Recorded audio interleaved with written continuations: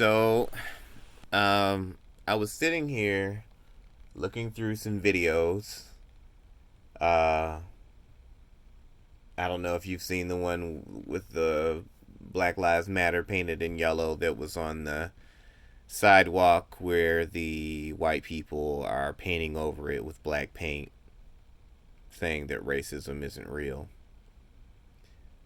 Uh, or well, the many videos. The most recent one I've seen is there I saw two in the last few minutes where some lady didn't like, I guess, some of the workers that were working on the yard and came out and compared them to people of, those people of color, to black people in the Black Lives Matter movement.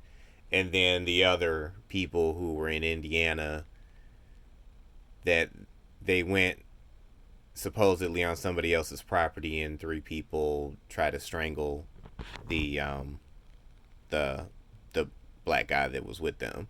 Like it just baffles me.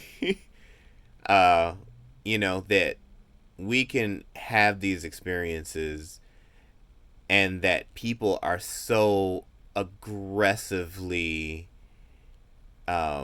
responding, to the challenges. But it made me think about an experience that I had that I want to share. So, when I lived in DC, I worked for a an Italian in a community that pretty much is self-contained, mostly Italians, very well-to-do people in Maryland, and very privileged.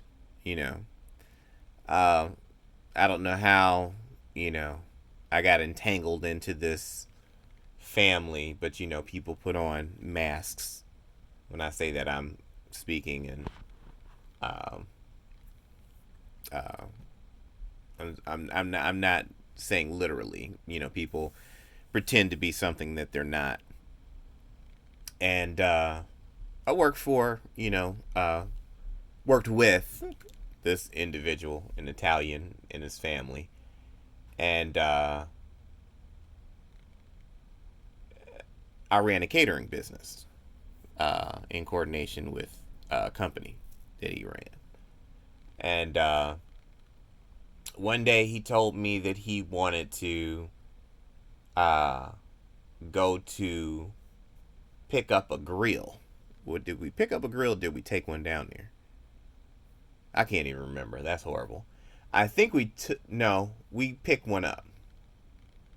I can't remember whether we picked it up and took it down there. I don't know. It's really kind of irrelevant. I'm just trying to make sure that I get all the other details correct. So we're in Maryland, and we drove from Maryland because we had to take this stuff or take some stuff down and pick some stuff and bring it back up to Naples. And the reason why the story is so fresh to me now is because someone said they were moving to Naples. And I said, oh, you need to be careful because that's Trump country. And so, we drive down here, and I already felt weird, going this distance, not really keen on being in the energy of other people for that long. Whoop de whoop de whoop. And, it wasn't bad. But when we got there, that whole scenario changed. Now, I think I've driven through Naples, but I've never stayed there. This, we went to go visit his aunt, where his uncle had already passed away. His uncle was some kind of brain surgeon, invented some kind of surgery or whatever. So, very well to do people living in a private community.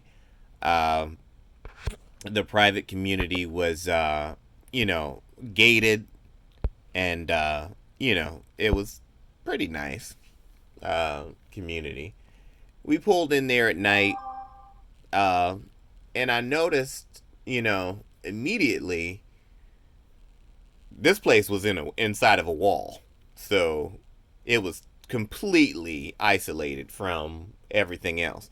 And there were no people of color anywhere, uh, which was interesting. Uh, but you know, I've been places that are like that, but I just kind of hold on when I go to places like that. And you know, we do all of this other stuff. Take walks at night. We went jogging at night. We went out to eat at night.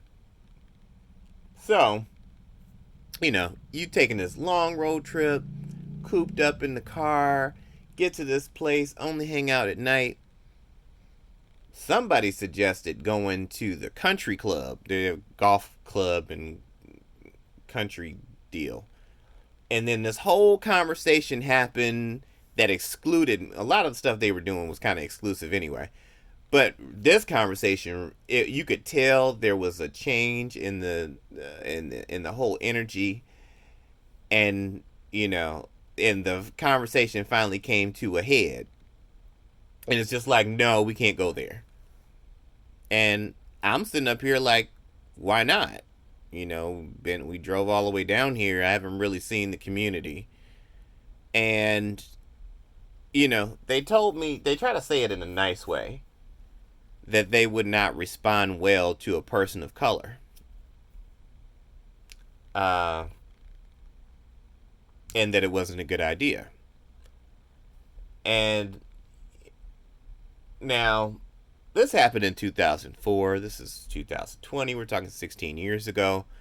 But we're still very much, you know, in my adult life in a time frame. And this is an isolated experience. I've had these experiences. I went to school with people who lived in Iowa that said I could never come and visit their home because the white people where they live would not tolerate people of color. But this is like normalization of a behavior that people of color have received from white people that is just completely unacceptable. And it's old. It's really old. And what resonated in my mind even back then, and what guides me in my relationship with white people to this day, is that they felt like it wasn't a good idea, which I guess in some cases is good because you fear for someone's safety. But why would you choose to live in a community with that ideology? And so when I assess my relationship with white people in the future, and I'm glad that I've totally disassociated myself from those people, that has to be my guiding light when dealing with white people. Because, you know, it's not enough that you may think of my safety. At some point, in order to stop the cycle of things that have happened to me, to my father, to my grandfather, to my mother, to my mother's mother, to my mother's father, to my mother's grandfather, and all the way down the lineage. And if I had children, it would happen to them too. And at what point is there accountability from the white community to stop it?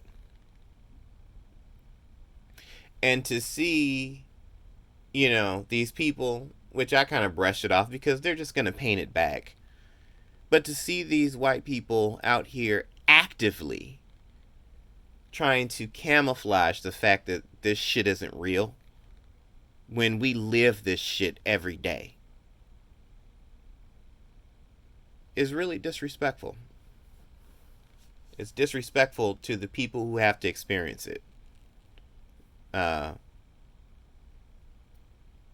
So that was on my brain. Pretty much the bulk of white America minimizing and dismissing the fact that we are subjected to the hatred and the discrimination on a daily basis. And it's normal for us. So, those are my thoughts this evening.